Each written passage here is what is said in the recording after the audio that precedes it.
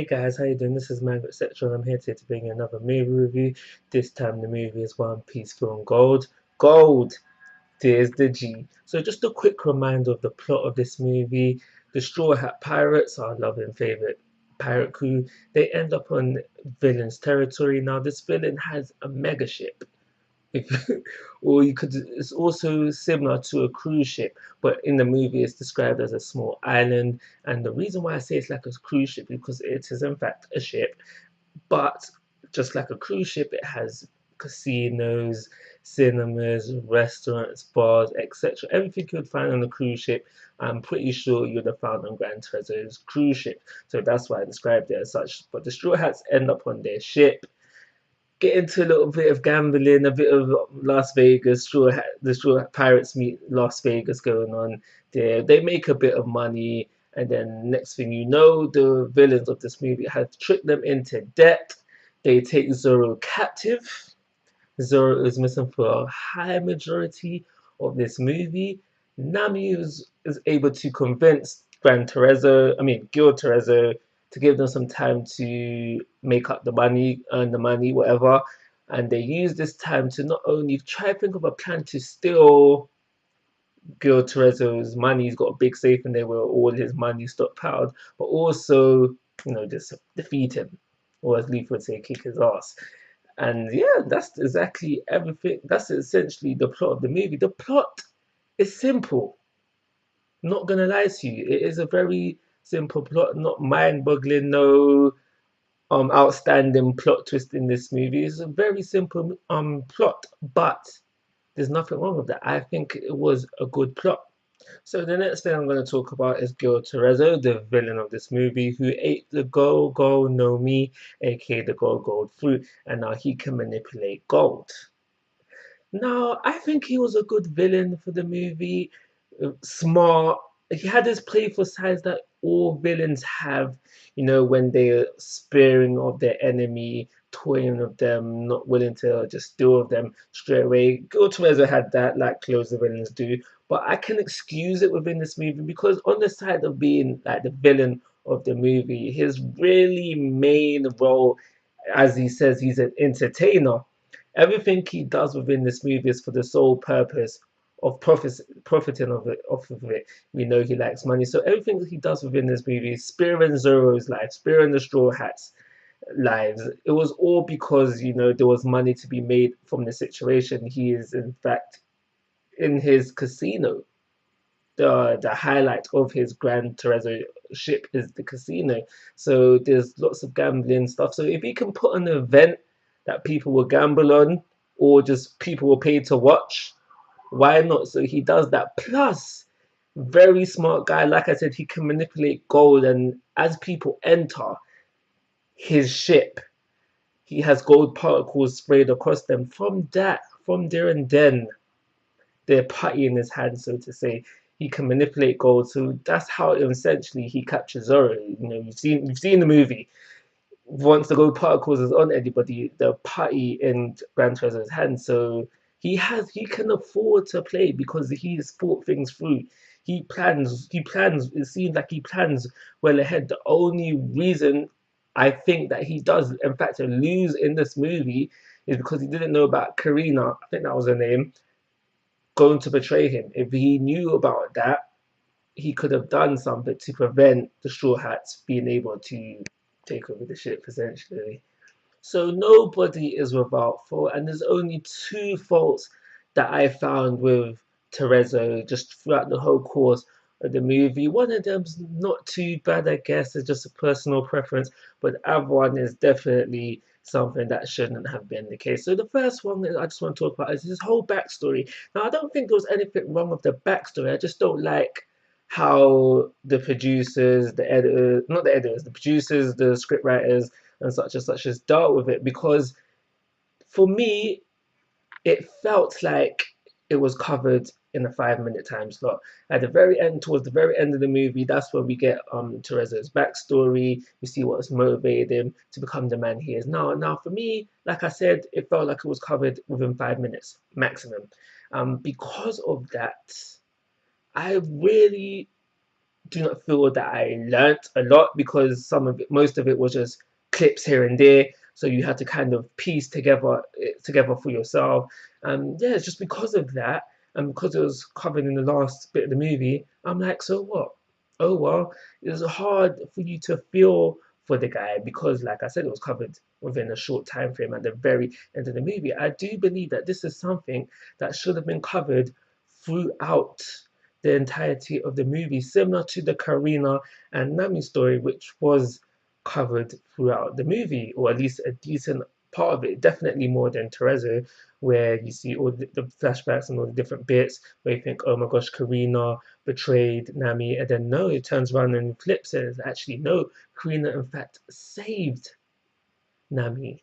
That was spread out through a whole entirety of the movie, and that was nicer than how they dealt with Teresa. And in the case of Karina and Nami, I felt that more, and I cared that little bit more because of that situation. But what can you do?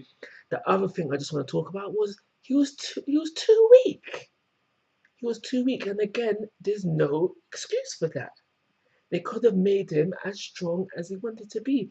As soon as they dealt with the whole gold dust thing, and they got rid of him, easy peasy. He was then putty in Luffy's hands. Yes, he had his golden form, which was impressive. Like what he can do with his devil fruit ability is impressive, but physical strength lacking, not there. It was missing. It was just, yeah, because as soon as Luffy turned Gear 4, just putty in his hands. He dealt with the situation easy peasy lemon squeezy. It was just over in an instant. And I argued to myself, did Luffy in fact have to go Gear 4? Did Luffy just go Gear 4 to just wrap this up quickly? And I'm going to honestly say yes, because from what we saw, he was just weak, and I'm disappointed about that. So I just want to quickly talk about the other members of Gil Teresa's crew. So that's Dice, that's Mr. Turner Carr, I think that was his name. That's Karina, and that's also the one that was chauffeuring the Straw Hats for the majority of the movie. Well, for the little bit of the movie. They don't get no character development, except for Karina. She had that whole story tied in with Nami. But yeah, other than that, the other three don't get no character development, which I did find quite disappointing. We could have had something to do with them. So it's because of those reasons that these three characters, to me, just basically seemed like blank slates. Just Xing off Mr. Dice for a second. I did like the other two's devil fruit abilities, though, the phase know me and the lucky know me. I thought those devil fruits were quite interesting to be able to phase in and out of inanimate objects. Yeah, I like that. I wouldn't mind having that devil fruit power myself. And just the whole lucky know me, it did lead to some funny moments within the movie, and I really wish that these weren't, well, the movie is filler, definitely filler, because there's no way you could place it in the canon. So we're not going to see them again. But I would love to see these two Devil Fruit abilities again, because I do believe that they were wasted on the two that just ended up with them. Staying on the vibes of disappointments for this movie, I'm going to talk about the fights that we get in the movie now. So we had two fight set pieces within this movie. The one at the very beginning, when they finally enter Gran Turismo's ship for the first amount of time, they run into a group of pirates who essentially probably went through the same thing that they was supposed to go through. And yeah, they were just trying to get out of the situation. So we had the fight between two pirate groups, the Long Pirates and obviously the Straw Hat Pirates. And that was everything you could expect from an opening fight scene. Everybody just showcasing a little bit of what they can do and just easily defeating their pirates. Now, for me going into this movie, I wasn't expecting this movie to be as good as Strong World, as Z. But when it came to the fighting, I was so hoping there's no reason why we shouldn't have got it.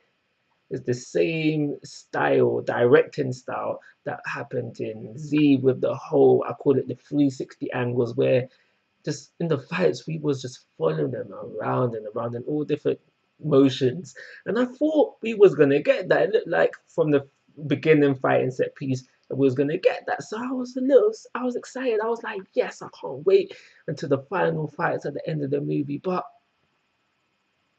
we don't get that when it comes to the end of the movie, and that was a really disappointing moment for me. It was a really disappointing moment for me. And the fights itself, can you really call them fights? They weren't long. None of them were impressive. And yeah, it's just nothing more to it than that. Very anticlimactical. It just came across making everybody look weak. And yeah, like they just wasn't impressive at all. There's nothing much I can say about them because, like I said to a friend, like, when I was just about to watch the movie, I was like, yeah, bro, about to watch One Piece Gold. Dashed my phone down. He messaged me like I'll say it was about halfway through it. He's like, what? Seriously? I'm gonna watch it as well. The next day we hollered at each other and was like, yeah, the fights were lacking, bro. And I was like, the fights were essentially lacking. The only good thing I can say about the fights was that they were animated nicely. They looked nice. The animation was there, but other than that, that's it. Despite my problems with the fighting in this movie, I still found it entertaining, and that's simply because of that One Piece humor, the go-kart racing, and more. I think my most favorite scene within the movie is that scene where we have Frankie and Luffy breaking in, that whole breaking scene there. That was my favorite bit of the whole movie. So I noticed a few cameos within this movie, Easter eggs, whatever you want to call them. I noticed Herculean.